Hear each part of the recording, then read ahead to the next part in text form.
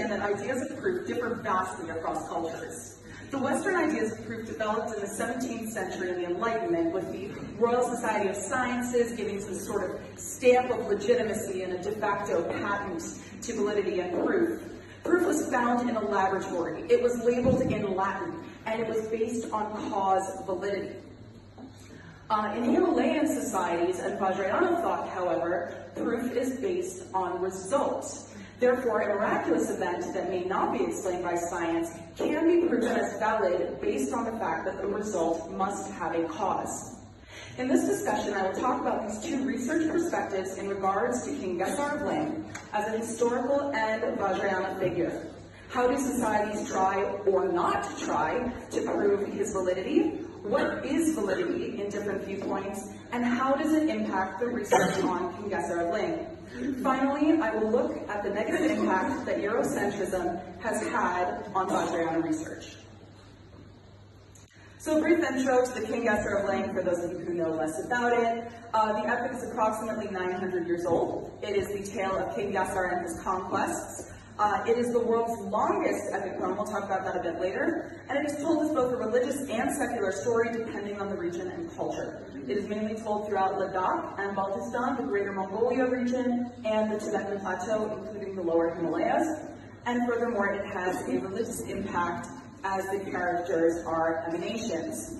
The historical veracity has largely been unexplored by the West, but there are some historical references to contemporaneous political activities that indicate there was a king at that time performing these conquests.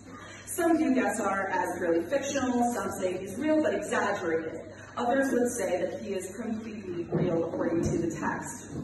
As I mentioned before, it's the world's longest epic poem. The general count is 40 million words. But this is debated because, first of all, it continues to expand due to things such as the reincarnation of members of the epic, Kerma, and inspired bards known as Babjong, Terdrong, and Jajong.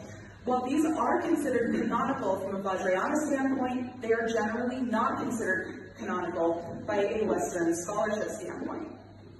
Basically, we have our classic story, conquering king through the framework of the struggle for the Buddha Dharma to thrive in the early Buddhist period of Tibet. Gesar is considered an incarnation of the Bodhisattva Topagawa and was either sent by or is an emanation of Guru Rinpoche. His birth on earth is solely to destroy the demons that hate the Dharma, and all of the major figures are emanations. For example, Queen Sengjom Dukmo is Tara, and Akuchokon is Red Hayagriba. There are battles for land, honor, dharma, and wealth. Different regions tell the story differently, but there is a central corpus that includes the horse race, whirling battles, and a few others.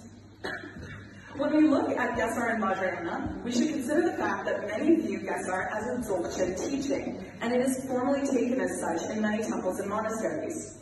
Mipam Rinpoche, or Mipam the Great, even composed a Gesar Guru Yoga, in which Gesar is described as inseparable from Guru Rinpoche. And in the invocation at the beginning, which was also written by Mipam, you saw the same reference. As referenced before, all the major characters are emanations, and as such, worshipping them or having them as yidams is acceptable from this viewpoint.